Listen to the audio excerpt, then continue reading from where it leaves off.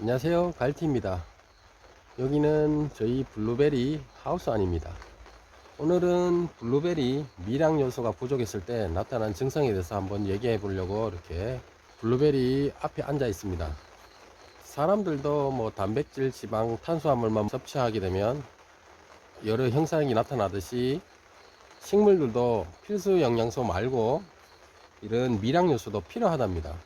근데 이게 부족하게 되면 대표적으로 황화현상이나 백화현상, 그리고 인맥에 붉은 반점 혹은 인맥이 타들어가는 현상, 그런 여러 증상이 나타나는데요. 오늘은 미량 요소별 증상에 대해서 한번 말씀드릴게요. 블루베리 황화현상 같은 경우는 주로 블루베리 토양에 산도가 올라가면서 이렇게 나타나는 현상인데, 대부분 철분이나 마그네슘이 불족하면 많이 나타나요. 그 외에도 여러 미량 요소가 있는데요. 대표적인 게 철분과 마그네슘이 부족할 때이거든요. 일단은 철분과 마그네슘에 대해서 말씀드리고 나머지 미량 요소를 한번 말씀드릴게요. 마그네슘이 부족할 때는 인맥 사이에 황화 현상이 나타나고요. 심하면 백화 현상이 나타난답니다.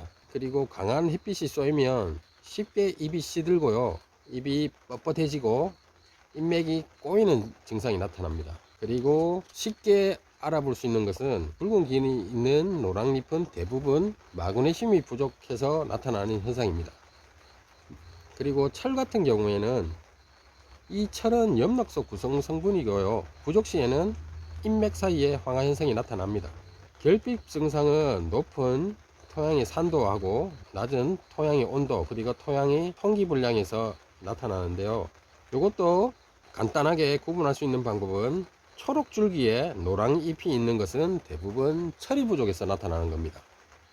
그리고 나머지 미량 요소도 말씀드리면요, 질소 같은 경우는요, 오래된 잎에서부터 결핍 증상이 나타나고요. 처음에는 황록색에서 심하면 황화 현상이 나타납니다. 낙엽이 지고 새로운 촉의 성장이 빈약해진답니다. 사진의 왼쪽 같은 경우는 정상적인 질소 함량이 된 거고요. 오른쪽 같은 경우는 질소 부족으로 나타나는 현상입니다.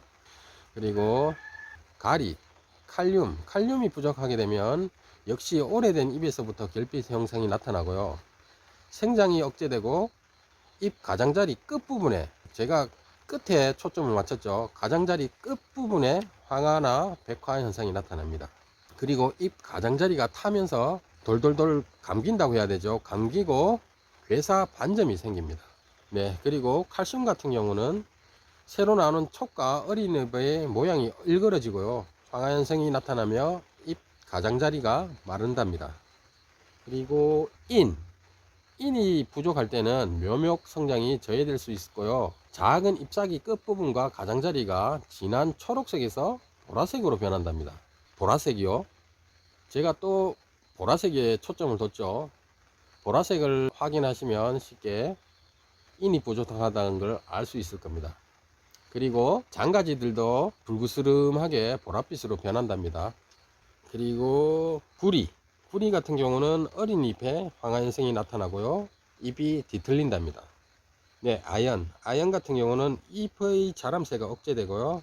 황화나 백화 현상이 나타난답니다. 이런 현상이 나타났을 때 좀 급하게 처방을 하려고 그러면요, 유환 있죠, 유환을 희석해서 관주를 해주시면 효과적으로 낫고요. 나중에 미량 요소를 포함한 영양제를 연면 심비하면 된답니다. 유환을 사용하는 건 급할 때예요. 급할 때, 좀 굉장히 심할 때, 심하고 급할 때 사용하는 거고요. 일반적으로 증상이 보이면 관주 시설이 있을 경우에는 일주일에 한 번씩 해서 두세 번 미량 요소가 포함된 칼슘제를 희석하여서 관주해 주면 효과가 나타난답니다. 그리고 만일에 관주 시설이 없을 때는 미량 요소를 물에 희석해서 일주일에 두세 번, 총 2, 3주 가량 연면 살펴하면 어느 정도 효과가 나타난답니다. 오늘은 블루베리 미량 요소 부족할 때 나타나는 현상을 말씀드렸고요. 크게 걱정 안 하셔도 돼요. 크게 걱정 안 하셔도 됩니다. 간단히 종묘사나 인터넷에 미량 요소가 함유된 영양제를 관주나 혹은 연면 시비를 하게 되면 괜찮아지거든요. 일단은 저희 밭을 한번 둘러볼게요. 여기 보시면 이렇게 잎이 많이 탔죠. 이거는 미량 요소 부족에 의해서 나타나는 현상이 아니고요. 올 태풍이 일찍 왔었죠. 태풍이 일찍 오다 보니까 하우스를 다 닫았죠. 태풍이 오니까. 근데 그날 온도가 30도가 넘어 버렸어요. 그렇다 보니까 이렇게 잎이 다 타버렸어요. 많이 탔죠. 대부분 다 탔어요. 이렇게 새순이 나왔는 거는 대부분 다 탔거든요. 이래 되면 내년에 열매를 생산하는데 좀 큰 영향을 받죠. 어쩔 수 없죠. 자연 현상이니까. 보세요. 이거는 미량 요소 부족으로 나타나는 현상이 아니고 다 탔어요. 타서 떨어지고요. 이렇게 새순이 나왔습니다. 이 새순이 살지 안 살지는 모르겠어요. 그래서 저는 늦었지만 이 새순을 살리기 위해서 비닐하우스 온도를 좀 맞춰주고요. 항상 양옆에 문을 좀 달아주고 온도 관리를 좀 해주고 이 녀석이 빨리 자라도록 관주를 지금 열심히 해주고 있어요. 영양제를 관주를 많이 해주고 있거든요. 얘들이 빨리 어느 정도 자라서 한 이 정도 자라서 목질화가 돼야 돼요. 그래서 꽃눈이 형성되거든요. 지금도 꽃눈 형성함에 있어서 늦었는데 저 같은 경우는 태풍으로 인해서 큰 피해를 봤죠. 그래서 내년에 저는 걱정이에요. 내년에 열매가 생각보다 안 열릴 거라 생각이 들어요. 어쩔 수가 없죠. 이렇게 영향을 받은 것도 있고요. 영향을 안 받은 것도 있는데 좀 심각한 거는 많이 심각해요.